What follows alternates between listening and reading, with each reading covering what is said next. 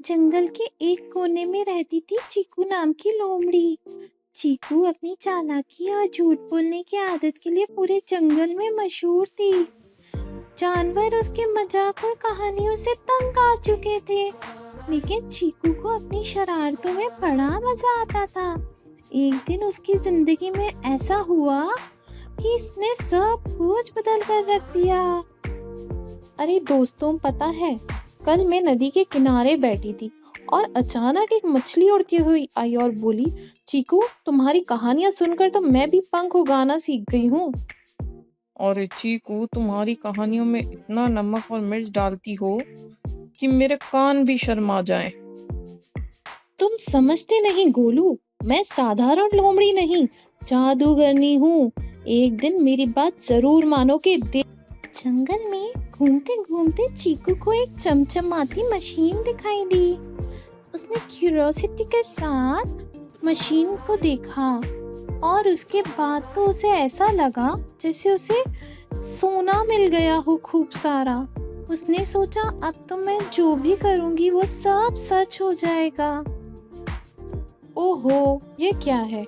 ये तो चमचमाती चीज मेरी चमकदार चालाकी को मात दे रही है। कहीं ये कोई खजाना तो नहीं? एक मिनट पढ़ लेती हूँ इस पे क्या लिखा है। बातें बनाने की मशीन, इसमें जो भी बोला जाएगा वो सच हो जाएगा। ओ माय गॉड, ये तो मेरे लिए बनी है। अब मेरी कहानियां सिर्फ झूठ नहीं सच भी बनेंगी। वाह भगवान वाह, मुझे ऐसा गिफ्ट पहले क्यों नहीं दिया। चीकू मशीन के सामने खड़ी है और शरारती मुस्कान के साथ बोलती है, चलो टेस्ट करते हैं। मुझे अंगूर चाहिए, वो भी ऐसे बड़े बड़े कि मैं एक भी खाऊं तो हफ्ता भर पेट भरा रहे। मशीन से रोशनी निकलती है और जंगल में अंगूर की बड़ी बड़ी बेलें उग जाती है। हे भगवान, ये तो सच में भी काम करती है। अब तो मजा आ जाएगा। बहुत बढ़िया। चीकू, ये क्या कर दिया? इतने अंगूर देखकर तो मेरे पसीने छूट रहे हैं। अब मैं इन्हें रखूंगा कहाँ? अरे बेवकूफ, इन्हें खाने के लिए मांगा है, स्टोर करने के लिए नहीं। चल मेरे लिए एक बड़ी टोकरी ले आ, जल्दी कर।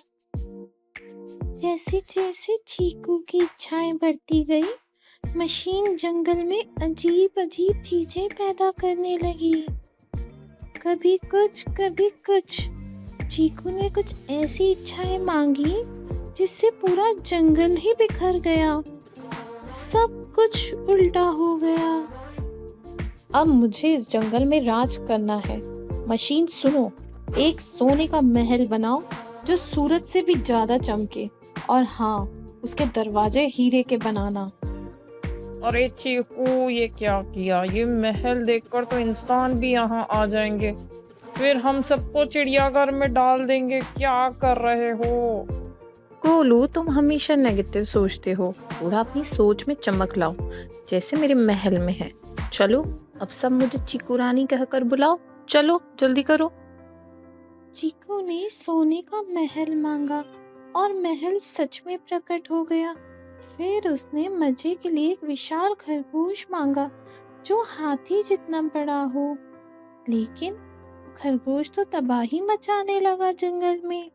चीकू की शरारतें धीरे धीरे जानवरों के लिए परेशानी बन गई। अब तो कुछ मजेदार होना चाहिए। मशीन, मुझे ऐसा खरगोश दो जो हाथी से भी बड़ा हो। एक विशाल खरगोश प्रकट होता है और उछल कूद करके पेड़ गिराने लगता है। अरे चीकू, मुझे समझ में नहीं आ रहा ये तुमने क्या किया। यह खरगोश तो हाथी के वजन से भी भारी है। अब हमारा जंगल बर्बाद हो जाएगा। अरे तुम्हें समझ नहीं आता गोलू, यह एंटरटेनमेंट के लिए है। अब इसे देखो कैसे उछल रहा है। चीकू, यह एंटरटेनमेंट है या हमारी जिंदगी का आखिरी शो? चीजें तो तब बिगड़ गई जब चीकू ने मशीन से कहा कि मुझे अकेली रानी बना दो। उसके बाद तो सब जगह सन्नाटा ही हो जाता है। उसने महसूस किया कि दोस्तों और परिवारों के बिना उसकी खुशी अधूरी है।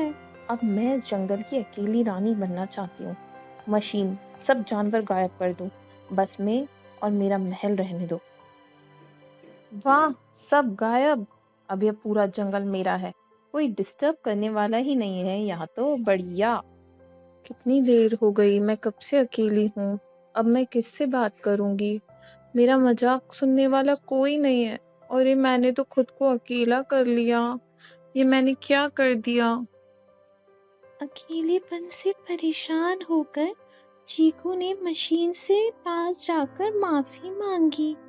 उसने कहा, मुझे मेरे सारे दोस्त वापस चाहिए। जंगल को पहले जैसा बना दो। मैं परेशान हो गई हूँ।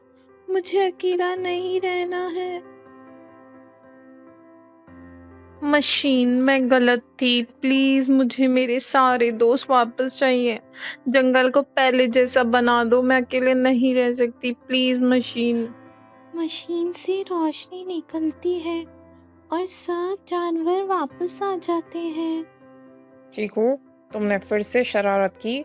हमें गायब क्यों किया, बताओ चलो। मुझे माफ कर दो दोस्तों।